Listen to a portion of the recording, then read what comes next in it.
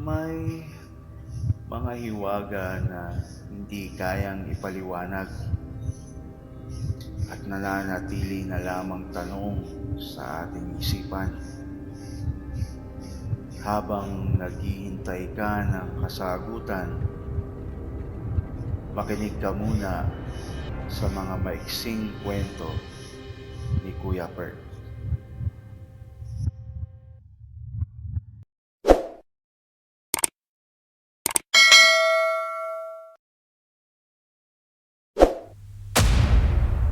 Ang misteryo sa ospital.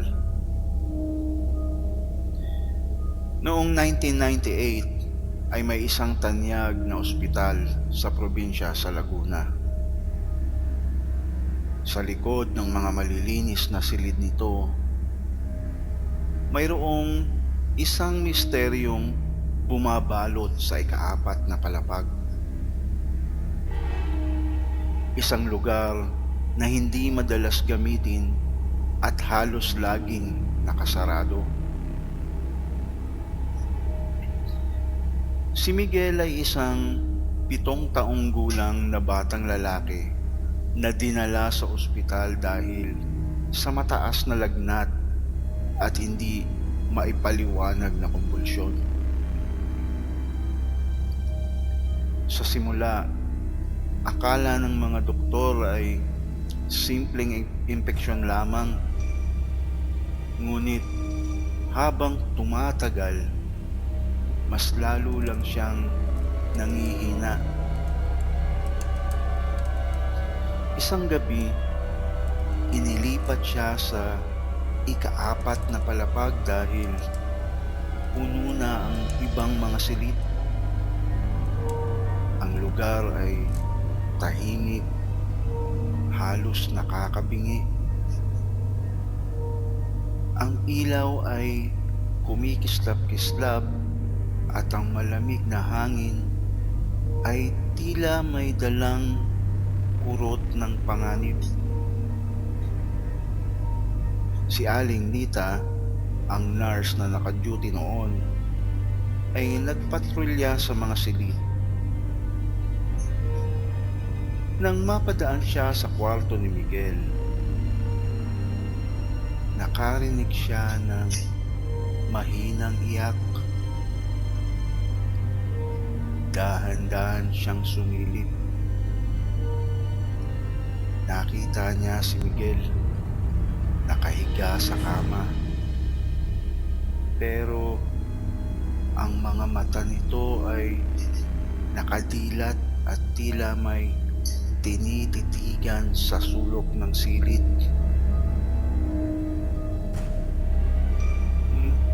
May babae na nakatingin sa akin, bulong ni Miguel habang nanginginig ang boses.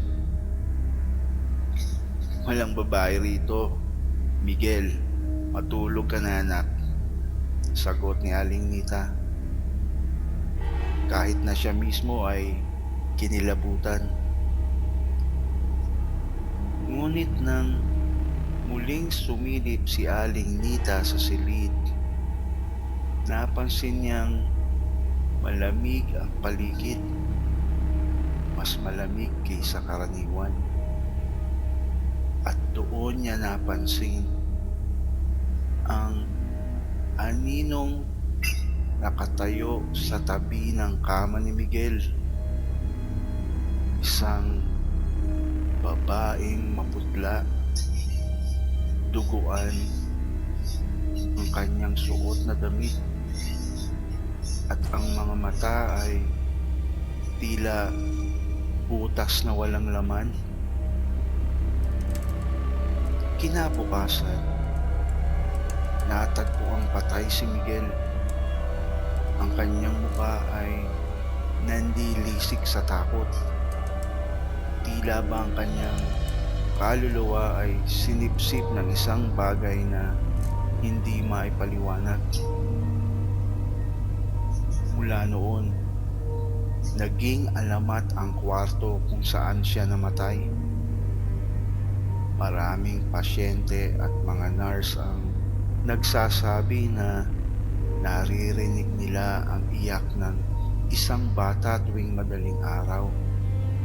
At minsan, sa mga CCTV ng ospital, mayroong aninong pumapasok sa silid kahit sarado at walang tao. Hindi nagtagal, isinara ang buong ika-4 na palapag. Ngunit ang mga bumibisita sa ospital ay nagsasabing sa mga gabi ng bagyo, maririnig pa rin ang tinig ng isang batang umiiyak, humihingi ng tulong.